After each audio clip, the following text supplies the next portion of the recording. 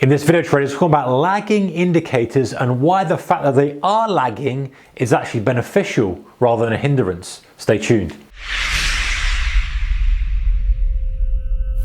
Hey traders, warm welcome to you. Alright, so everyone seems to kind of want to get a non-lagging indicator.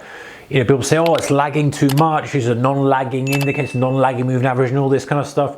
And actually, by getting a non-lagging or by not appreciating that lagging is benefiting you, you're kind of doing an injustice. Now, I get why people want to do this. They say, well, the signal's a little bit too late. And that's really where it stems from. It's okay, oh, the signal's too late, and by the time I get the signal, it's lagging too far. But that's the power of the indicator. The idea of the indicator is that it's an average, or it's consolidating lots of price and presenting it into a new way. If you wanted something that was real time and up to date, then price and price action is exactly what you need.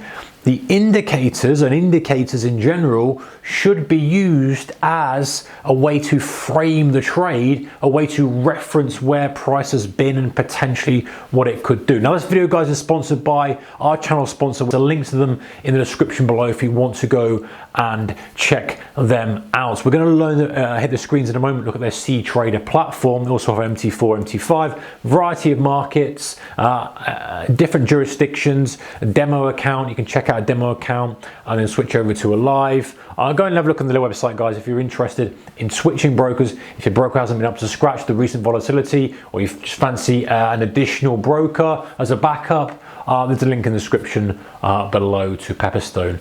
But going back to the lagging point, and we'll hit the screens in a moment and kind of look at an example.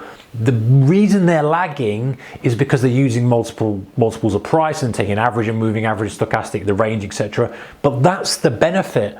And that's why we want to use them. If we want something that's non-lagging, we focus on price. So let's look at the screens. Let's look at some examples. Look at moving averages. Let's look at stochastics. And I think we'll look at an RSI as well on some Forex pairs, maybe an index, and see exactly what I mean when I say that lagging is beneficial. Let's use the fact that they're lagging to our advantage rather than constantly getting frustrated that they're lagging all the time. Let's hit the screens and find out. Trader, they also have MT4 and MT5, but CTrader is the one I'm in at the moment. Now, you know, I see a lot of traders looking for non-lagging stuff, and that's fine. But if you look at and recognize why the indicators lag, it actually gives you, the power to use them as they were intended. Now, for me, and this is a personal preference, some people like to use moving averages, for example, crossover as a signal to pull the trigger. I've done a video on this a while ago. We talked about some of the rules around it, and you know what, under certain conditions there's nothing wrong with it. It will get you into very big trends if you're waiting to pull the trigger. The problem is sometimes it can be a little bit late. So for example, we've got on here, guys, let me just kind of show you what I've actually got on here. So go to objects list, indicators. I've got a 20 period, a 5 and a 50 period moving average. So 50 is the yellow, 20 period is the black, and the 5 is the red. And I've got a daily chart here, and this is the NASDAQ 100, or NAS 100 they call it, NASDAQ equivalent on a spread bet. So there we have like a fast moving average, you could say, a medium, and a relatively slow. Now 50, maybe you could go to 100. And lots of people will take a moving average crossover as a sign to get long or to get short.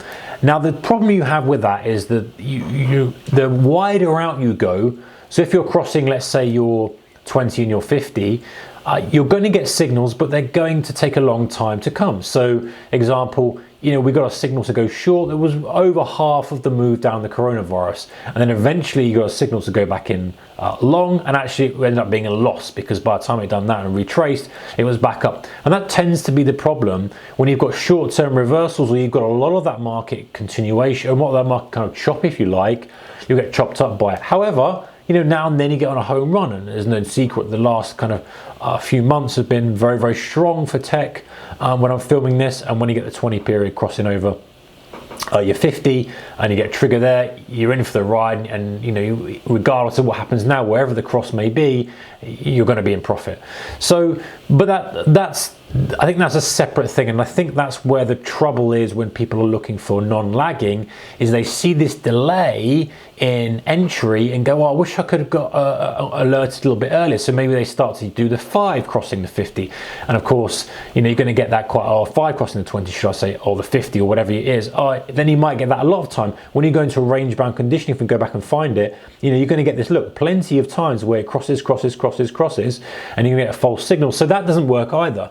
So rather than looking for a non-lagging signal, and by the way, the non-lagging signals come from price and candlestick patterns, but regardless of that, look at indicators in a different way, and look at them in a way that you can frame the trade and keep it on the right side. So an example could be, once price crosses, or once one moving average crosses over another, you can then look to trade a certain way.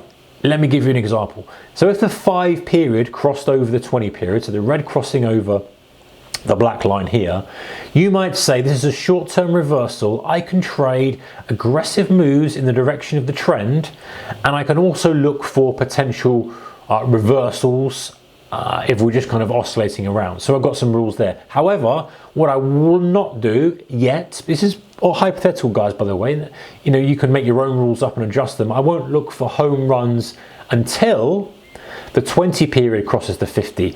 When the 20 period crosses the 50, now I can consider, actually now, that I might look to trail some things a little bit longer, because price has taken a while. It's been in an uptrend for a long period of time. So I'm not going to look for short, sharp moves anymore. I'm going to look for longer, more systematic moves to the upside, buying pullbacks, holding, trying to trail, trim and trailing the position as we go up. So just an example, just an idea. So you're framing stuff and saying, right, I won't look to go short or I won't look to go long until one moving average has crossed over the other. So rather than using it as a price trigger, you use the fact that it's lagging, and the fact that it's lagging and taking so much more information, 20 days worth of information for a 20-day, means that you've got 20 days worth of information to go, right, it's done this type of strategy and pattern for 20 days.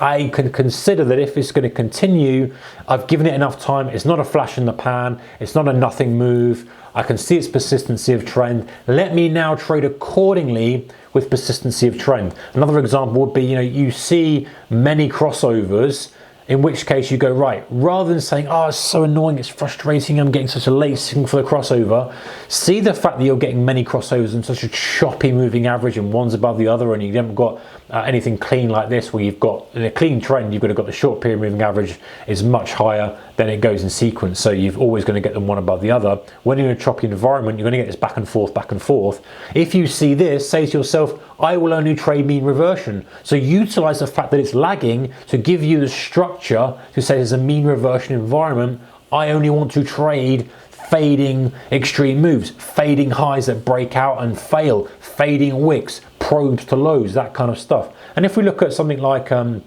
stochastic or an RSI. Again, stochastic, let's not go into the formula. By the way, guys, this is USD JPY on a daily chart.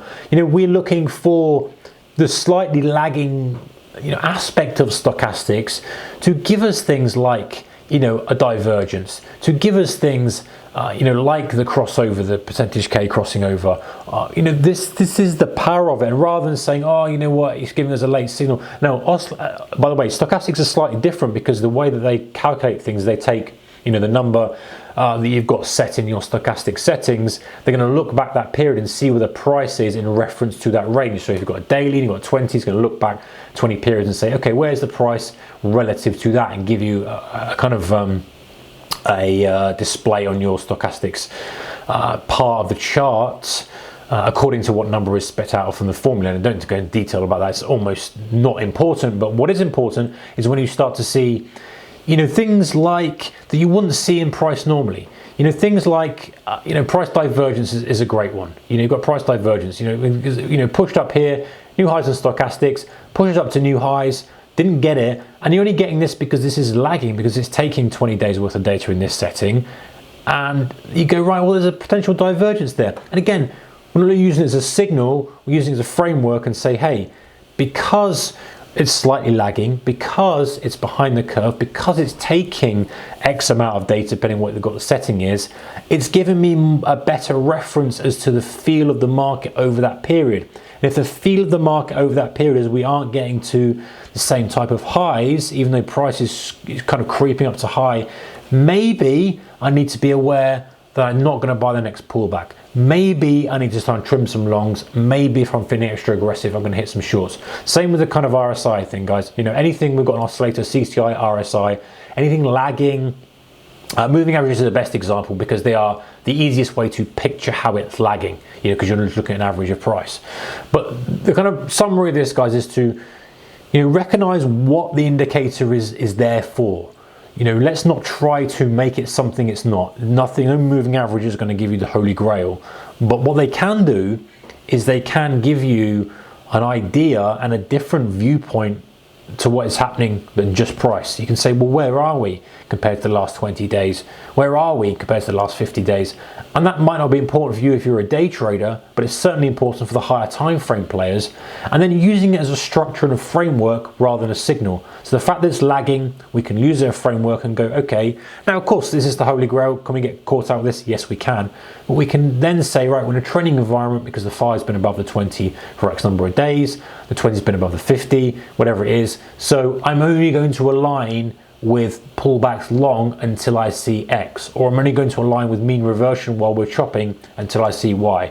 And so keeping that in mind and using the indicators really for you know, what they're designed to be used for is far better than trying to use them for some sort of special signal, in my opinion. Right, guys, so that was lagging indicators and why I think that, you know, if we just use them for how they're intended and respect the fact that they're lagging and don't try to kind of find non-lagging stuff, they can be very useful to create boundaries for us, to frame price, to frame charts that we're interested in.